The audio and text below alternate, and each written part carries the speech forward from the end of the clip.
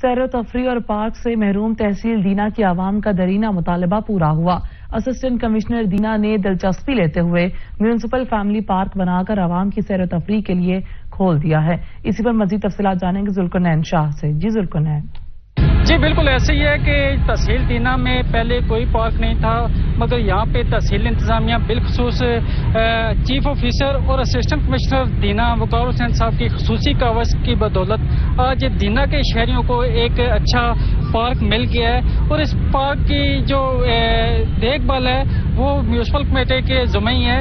اس میں مزید کیا ہے اور یہاں پہ کون سے افراد آ سکتے ہیں اس پہ جان لیتے ہیں۔ ہمارے ساتھ موجود ہیں اسسٹنٹ کمشنر دینا، ان سے کہ یہ کیا کہتے ہیں اور پارک کے حوالے سے جو دینا کو تحفہ دے رہے ہیں اس حوالے سے ان کے کیا جذبات ہیں؟ جی بہت شکریہ۔ جیسے آپ نے خود کہا انٹرو میں کہ دینا میں انفارچونیٹلی کوئی بھی پبلک پارک موجود نہیں تھا۔ جس جگہ پہ ہم موجود ہیں ایک ڈمپنگ گراؤنڈ سا تھا، کوڑا یہاں پہ پھینکا جاتا تھا، اور ہم نے میونسپل کمیٹی دینا نے اپنا ایک کور فنکشن پرفارم کیا ہے، وہ یہ ہے کہ لوگوں کو شہریوں کو ایک صحت مندانہ تفریح اور مقامات پرووائڈ کرنا۔